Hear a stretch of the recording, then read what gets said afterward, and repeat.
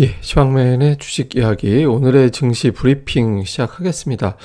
오늘은 이제 시장에서 러시아 우크라이나 관련된 뉴스에 많이 긴장을 했던 것 같아요. 그러니까 미국 FMC라는 일정도 있고 또 이제 금리가 올라간다, 주말에 미증시가 많이 빠졌다 이런 것도 있긴 했지만 사실 주말에 미증시 빠진 건 만기일 영향이 컸잖아요.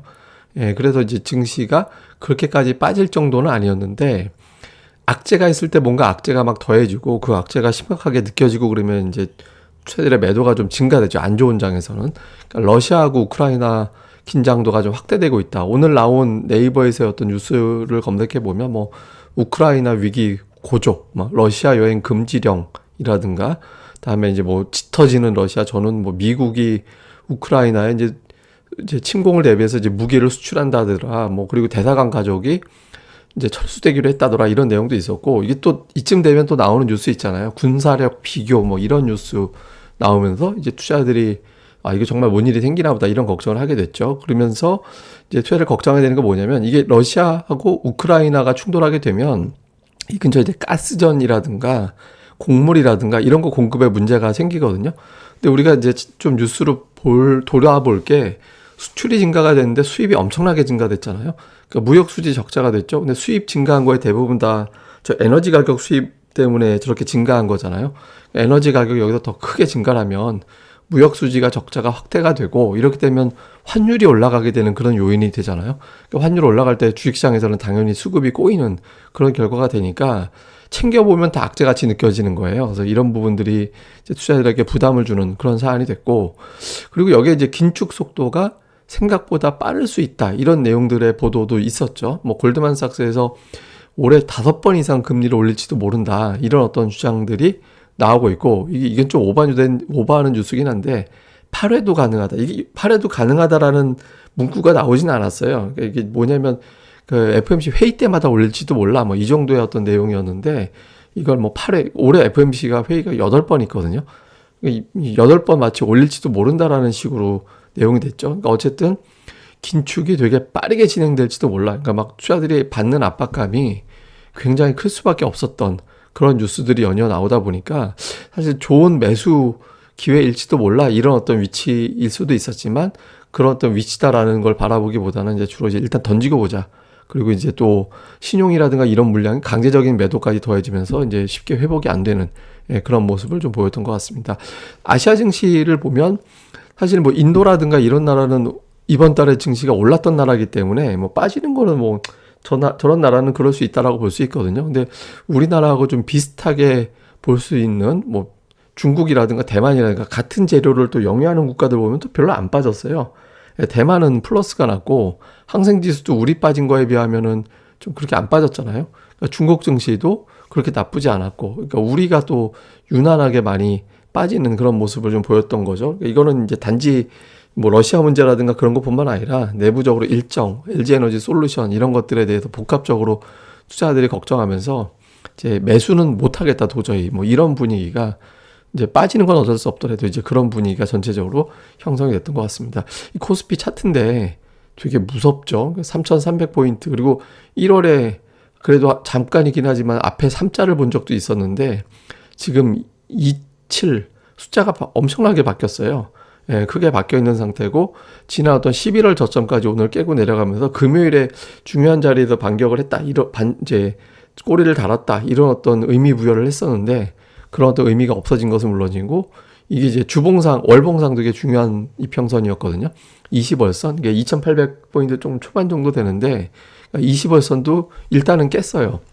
이번 주 남은 기간에 저걸 다시 복원을 하면 그나마 좀 괜찮긴 한데, 어쨌든 2달 연달아서 밀리면 들어 올렸던 자리인데 이번 달에는 아예 그냥 쭉 하고 밀려 내려오면서 이제 20월선을 깨고 내려가는 그런 형태가 됐죠. 이거 깨지면 좀 골치 아파질 수도 있습니다. 그래서 어쨌든 전체적으로 매수가 가동될 만한 위치다라고 봤던 자리에서도 쉽게 매수가 가동되지 못할 정도로 이제 투자들이 받는 압박감이 상당히 컸다.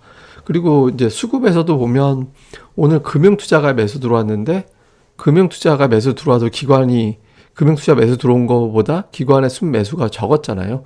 연기금, 보험은 뭐 그렇다 치더라도 이제 연기금 쪽에서 매수를 안 해주니까 이런 장에서 계속 이 정도 되면 주식 비중이 상당히 낮아졌을 텐데 그럼에도 불구하고 지금 매수가 안 되고 있거든요. 어쨌든 금융투자의 매수는 그렇게 의미를 두기는 좀 어려운 주체이기 때문에 연기금이나 투신권이 좀 거들어주면 지수가 이거보다는 좀 나았을 텐데 그런 모습이 안 나왔고, 외국인들은 지난주에 2천억대 정도 매도였다가 매도 규모가 2배로 늘어버렸죠.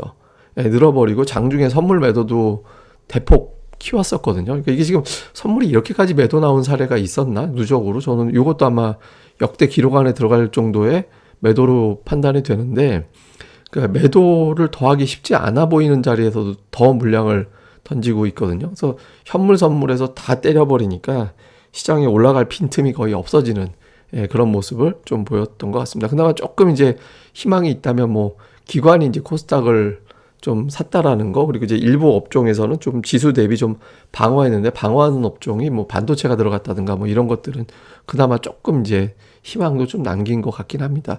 구체적으로 이제 업종별 수급을 보면 외국인들 전기전자 좀 많이 팔았고요. 그다음에 기관은 그 이상 물량을 받긴 했는데, 그래서 오늘 전기전자 종목들은 선방하긴 했어요. 그러니까 뭐 하이닉스 버텼고 LG전자, 삼성전기 뭐 이런 종목들은 또 괜찮았잖아요. 그래서 전기전자를 워낙 기관이 열심히 사주면서 좀 버티는 것까지는 됐다. 근데 뭐 외국인들이 기본적으로 많이 때렸고, 의약품이라든가 뭐 통신 이런 거는 매수해서 저런 종목들이 플러스 난다라고 해서 지금 상황에서는 그렇게 반가움이 있는 종목들은 아니잖아요. 그리고 철강 팔고 전기전자, 자동차, 뭐 주요 수출주로 분류가 되는 종목군들은 대부분 다 매도하다 보니까 외국인들이 경기까지 나쁘게 보는 건가? 이런 어떤 걱정을 하게 되는 그런 상황이 만들어졌죠. 코스닥 쪽에서는 반도체 매수가 들어간 게 좀 특징이었고, 디지털 콘텐츠는 이거 이제 게임주 얘기하는 건데, 게임주 되게 많이 팔았거든요. 그러니까 게임주 팔고 반도체 매수했다. 요거는 좀 의미가 있는 것 같아요. 그래서 이게 이제 이 상황에서 오늘 예를 들어서 게임을 사고 반도체를 팔았다 그러면 조금 얘기가 달라질 수도 있는데, 상대적으로 수출 관련된 종목을 많이 매수하면 투자자들이 조금은 이제 기대를 걸게 되는 그런 상황이 되거든요. 그래서 좀 이게 반등 시도도 좀 염두하는 건가? 그러니까 이런 어떤 기대도 조금은 남겨놨다라고 봐야겠죠. 근데 이건 뭐 하루 만에 또 뒤집일 수도 있는 거라서 어쨌든 봐야 될 것 같습니다. 또 이후에 이제 증시 포인트를 보면 PBR 1.0배가 깨졌거든요. 2,800포인트 정도가 PBR 1.0배 정도 되는데 그 이하까지 내려와 버렸어요. 그러니까 이제 이게 뭐 우리가 보통 뭐 청산 가치보다 떨어지는 위치 뭐 그런 이야기 하긴 하잖아요. 물론 이거는 변수가 있긴 합니다. 뭐 지주회사 문제라든가 이런 것들이 있고 분할 문제 뭐 이런 것들이 있어서 지금 1.0배 이하가 맞나? 이런 어떤 있긴 하지만 어쨌든 증권거래소의 홈페이지에 뜨는 기준으로 PBR 1.0배 이하로 내려왔기 때문에 그러니까 투자들이 매수를 좀 가동시킬 수 있는 위치가 아닐까? 이런 기대도 있거든요. 그래서 오늘 같은 거 사실 낙폭을 줄였어야 되는 위치이긴 했어요. 이 이하에서 좀 확 올라갔어야 되는데, 미국 지수 선물도 괜찮았으니까 이게 이제 이번 주 중에 그러니까 미국 시장 저거 장중에는 못 믿겠다. 돌아갈 때 한번 봐야 된다. 이런 정서가 좀 있었겠죠. 그래서 요 위에서 올라가서 2,800 위로 이게 이제 단기 바닥으로 만들어주는 흐름이 화요일에 좀 나와줘야 되고, 그 다음에 이제 신용 관련된 매물, 이건 제가 또 별도로 말씀드려야 되는데, 이거 물량이 단지 신용에만 걸려있는 물량이 아니거든요. 예를 들어서 뭐 A라는 종목이, 예를 들어서 삼성전자를 예를 들면, 삼성전자를 신용 투자했던 투자자들이 이걸 갖다 이제 갚으라고 할 거 아니에요. 이걸 갚아라 그러면 이제 방법이 여러 가지가 있겠죠. 돈을 갖다가 넣어가지고 반대매도 안 나가게끔 채우는 방법이 있고, 삼성전자를 파는 방법이 있고, 이거는 신용까지 썼으니까 죽어도 못 팔아. 그러니까 삼성전자 이외에 다른 종목을 팔아가지고 이 반대매도 안 나가게 막는 방법이 있고, 그러니까 이건 신용 관련된 종목이 아닌 종목들까지 떨어지게 하는 게 되거든요. 그리고 반대매도가 나가면 하한가 주문이 나가기 때문에, 그러니까 10,000원에 예를 들어 100만 원의 신용이 걸려 있다. 그러면은 10,000원짜리 주식이면 100주만 팔면 되잖아요. 근데 그게 아니라 다음날 7,000원에 매도 주문이 나가기 때문에 142주 넘게, 그러니까 143주 정도 됩니다. 약 반올림하면. 그러니까 그 정도의 어떤 물량이 다음날 시초가에 나가게 되는 상황이 생기거든요. 그러니까 이게 신용 물량이 한번 터지기 시작하면 그래서 골치 아파져요. 단지 그 종목이 아니라 주변 종목까지 번지게 하는 거니까. 그러니까 근데 지난주부터 제가 보기에는 18일, 19일 그때부터 종목들 신용이 좀 터지기 시작하는 것 같거든요.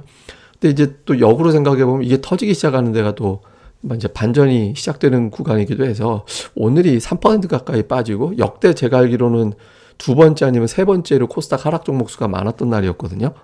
역대 최대는 작년도 11월 30일에 1310 종목 하락한 게 최다였어요. 그러니까 오늘 역대 두 번째 아니면 세 번째 같은데 요게 이제 반전이 될지 요거 하나 주목을 해봐야 될 것 같고, 그 다음에 미증시가 반등하지 않으면 계속해서 투자들은 우리 증시가 설령 아침에 반짝해도 또 빠질 거야 이런 공포감을 가질 수밖에 없거든요. 그래서 미증시 반등도 반등이지만 빅테크주들 성장주들이 좀 플러스가 나서, 예를 들어서 오늘 미국에서 러셀 2000 지수 이런 거 있잖아요. 이런 것들이 좀 넉넉하게 올라가지고 그동안 하락했던 마이크론 테크놀로지 이런 것들이 좀 올라가줘야 투자자들이 안도가 된다. 요것도 중요합니다. 그리고 오늘 올라간 종목들은 뭐 전체가 다 올라가진 않았지만 곡물 관련주, 그다음에 대형 IT주들, 제약주 일부 이런 것들이 좀 반응하긴 했는데, 이게 이렇게 내용이 이렇게 썩 좋은 종목들은 아니죠. IT 빼놓고는. 그러니까 내일장에서는 여기에 이제 뭐 IT, 자동차, 뭐 그동안에 좀 고전했던 2차 전지, 게임 이런 것들이 다시 포진하면서 코스닥에 이제 좀 대형주들이 바닥을 잡나 보다 이런 신호를 주는지도 내일장에서는 되게 중요할 것 같습니다. 그리고 이제 요거는 제가 이제 코스피 ADR을 보여드리는 게 지금 그러니까 80 이하를 보통 과매도로 봐요.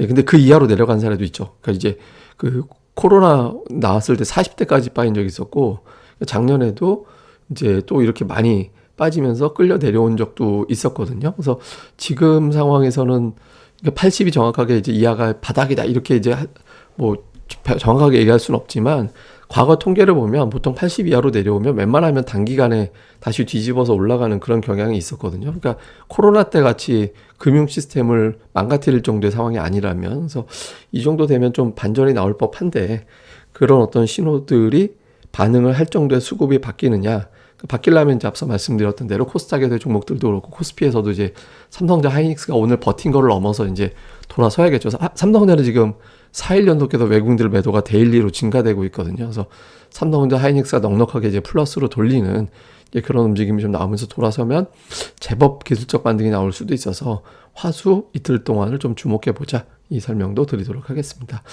예, 그럼 또 오늘 하루 또 잘 보내시고요. 저는 또 다음 방송에서 뵙겠습니다. 감사합니다.